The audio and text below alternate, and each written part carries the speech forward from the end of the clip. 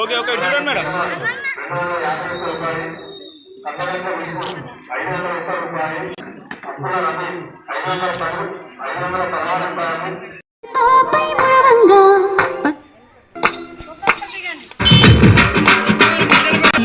ముఖ్యమోది కనువిందు చేసిన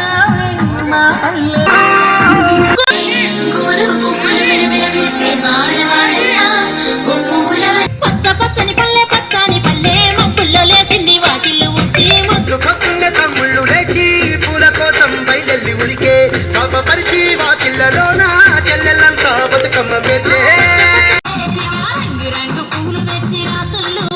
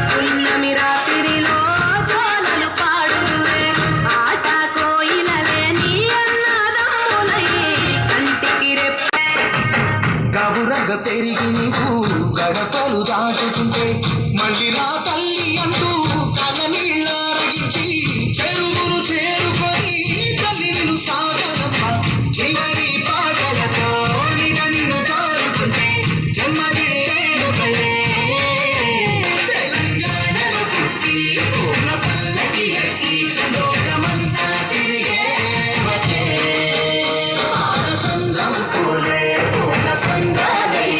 జాగృతి వ్యవస్థాపక అధ్యక్షురాలు శ్రీమతి కల్వకుంట్ల కవితక్క గారి ఆదేశాల మేరకు ప్రతి జిల్లాలో కూడా బతుకమ్మ సంబరాలు చేసుకోవాలి, మళ్ళీ పూర్వ వైభోగం రావాలని ఆమె ఆదేశించడం జరిగింది.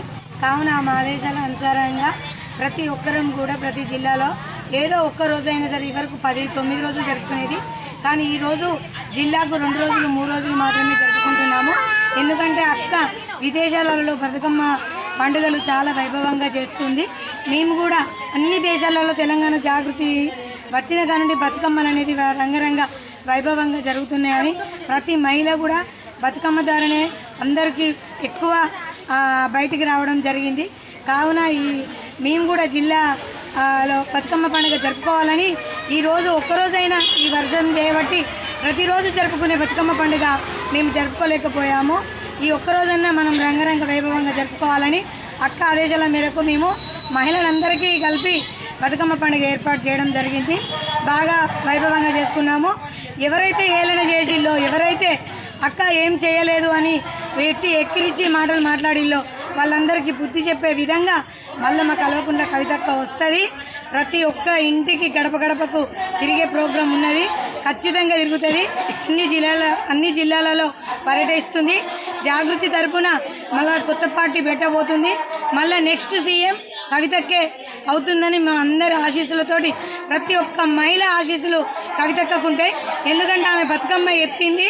ప్రతి ఒక్క మహిళకు బతుకమ్మ ఏంటిది అనేది ఎక్కువ అవగాహన మేము కల్పించడం జరిగింది. ఈ విధంగా జిల్లా అధ్యక్షురాలు నూకల రాణి తెలియజేసుకోవడం జరిగింది.